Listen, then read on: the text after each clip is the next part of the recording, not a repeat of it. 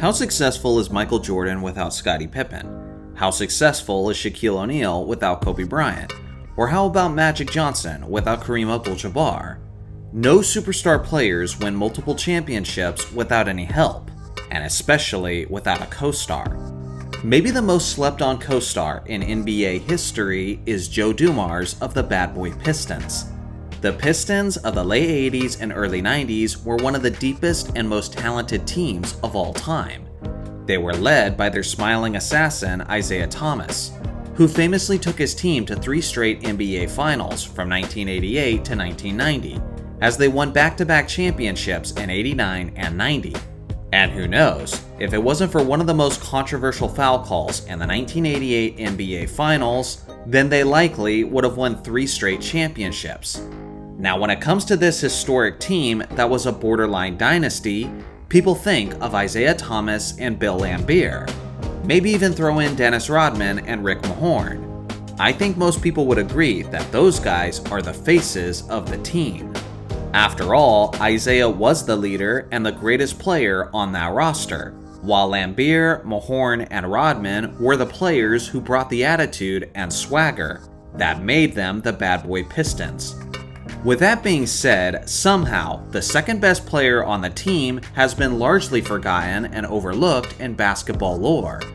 Make no mistake, Joe Dumars was not just a role player, but he was very much a star who was talented enough to be the leader of his own team.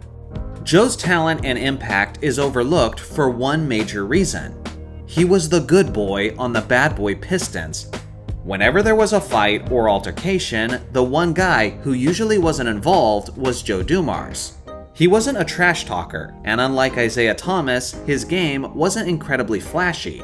Sure, it had some elements of excitement and dazzling ball handling, but relatively, he was seen as the more stoic one. He simply showed up and did his job, humbly, quietly, and effectively, which I think is why he is often forgotten. Because as great as he was, his personality and approach simply didn't match the identity of his team, that ultimately made them famous. Michael Jordan was the arch nemesis of the Pistons during that era, and he has publicly stated that he hates Isiah Thomas and the Pistons, and that this hatred still burns to this very day. The thing is, as much as MJ hates this squad, the one player he has always spoken positively about is Joe Dumars. MJ is on record saying, "My toughest battles were with Joe Dumars. No one plays tougher than Joe. He thought well and he was very smart about his defense. I think he approaches the game as trying to dissect his opponents and try to find weaknesses and try to force them to do things they didn't feel comfortable doing. He introduced certain tricks to make me expand my talents as an offensive player, and that's why I consider him the best." So at this point, you might be asking yourself, who really was Joe Dumars? So you've heard me explain his approach, and you've heard Michael Jordan give his thoughts. But what was his game like? Well, Joe Dumars was a 6'3" shooting guard who was taken by the Pistons in the 1985 NBA draft. And as he ascended to star status, the Pistons were becoming serious title contenders. And trust me, that correlation is no coincidence. He was a shifty guard with a fantastic handle and a killer crossover, but it was extremely tight and safe, as he was never the kind of guy to lead the team in turnovers. He had the speed to blow by his defender and finish at the rim, but he was also a deadly pull-up shooter, so if you played him too close, you were in danger of getting beat to the rim. But if they gave him too much space, then he would simply take advantage by burying perimeter shots. He didn't shoot a ton of three-point shots in his career, as he was very selective with his attempts. But when he did shoot them, he was one of the most efficient in the entire league, as he made 38% over the course of his career, which is solid by today's standards. But in the 1980s, it was especially lethal. Beyond that, he was a remarkable passer, who was always quick to find the open man and deliver the basketball with extreme precision. As Jordan talked about earlier, Dumars was an elite perimeter defender. Sure, the Bad Boy Pistons are famous for their quote Jordan rules, where they would use guys like Bill Laimbeer and Rick Mahorn to physically punish Jordan whenever he got to the paint. But on the perimeter, it was Dumars who always defended him cleanly and effectively. Broadway Joe earned 5 All-Defense Team selections in his NBA career, with 4 of those being first team. During their first championship season in 1989, he averaged 17 points and 6 assists, while making 50% of his shots, 48% of his three-point shots, and 85% of his free throws, while simultaneously being viewed as the best defensive player at his position that season. He was even better in the playoffs, as he led his team in scoring in the first round against the Boston Celtics, and in the NBA Finals against the defending champion Lakers.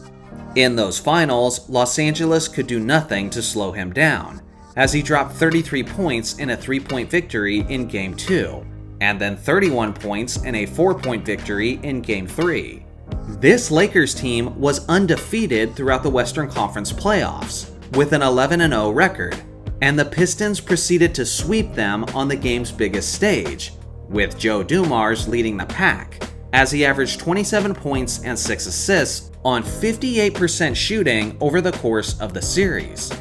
Naturally, he was awarded the Finals MVP for his tremendous play. During their second championship season, Dumars was again solid, including an impressive performance in the Eastern Conference Finals against Jordan and the Bulls.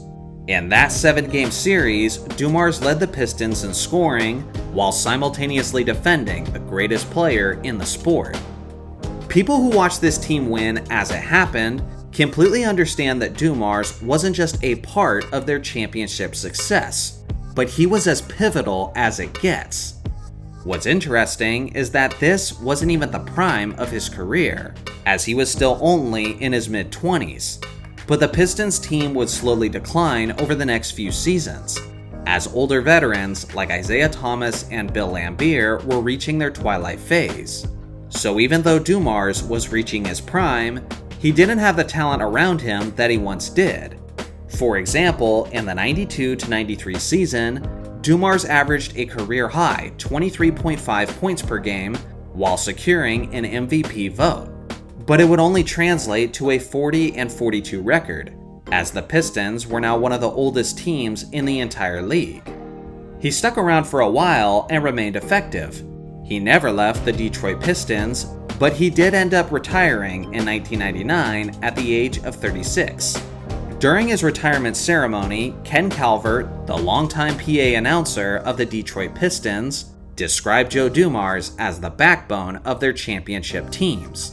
He said, whatever the team needed, whether it was a triple, a floater, or a post-up, or maybe checking Magic, or Michael, Joe did that.